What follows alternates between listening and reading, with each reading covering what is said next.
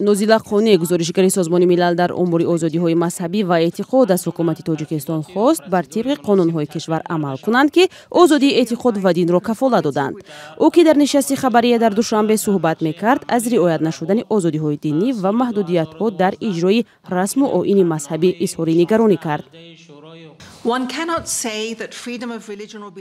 البته یک نفر پورا نمیتواند بگوید که آزادی دین و اعتقاد در تاجیکستان کاملا وجود ندارد. یک قطار مناسبت‌های وجود دارد که هم مسلمانان و غیر مسلمانان آن را استفاده می‌کنند. بعضی‌ها برای قانع کردن اکثر آنها امکانیت کافی دارند. دیگران در دایره پارامترهای روانه شده واسطه‌های موافق را پیدا می‌کنند. صرف نظر از اینکه دایره تطبیق آزادی و اعتقاد از دایره کفالت‌ها در قانون بین‌المللی حقوق بشر به طور نگران کننده تنگ است، کشور مطابق پیمان بین‌المللی حقوقی و سیاسی و دیگر ابزارهای بین‌المللی حقوق بشر به خود عهده‌داری گرفته است.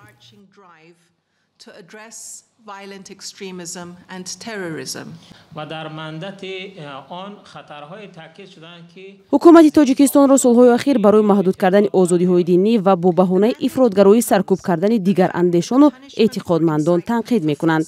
گزارشگر سازمان ملل گفت که از مقامات تاجیکستان می‌خواهد به دین نه همچون یک عامل خطرزا نگاه کنند.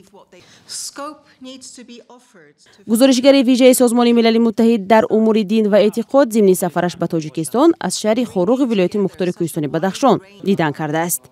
او همچنین با وکالتدار عاید به حقوق انسان، وکیلان پارلمان، دادستان‌ها، مسئولین دادگاه عالی، سازمان‌های جامعه شهروندی، نمایندگان جامعه دینی و مذهبی و نمایندگان سازمان‌های بین‌المللی و خبرنگاران ملاقات کرده است.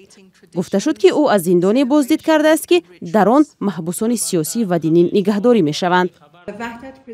محبس وحدت 13 مسجد دارد برای 1500 نفر. به محبوسان ممنوع بود که به غیر از محبس به دیگر جا رفته عبادت کنند. یعنی آنها تنها باید در مسجد عبادت کنند. گزارشگر سازمان ملل سال 2024 از جریان سفر خود به تاجیکستان به شورای حقوق بشر سازمان ملل گزارش داده و ارزیابی‌های خود را به آنها می‌رسانند که تا کجا حکومت تاجیکستان به حقوق دینی مردم احترام می‌گذارد و یا آن را زیر پا می‌کند.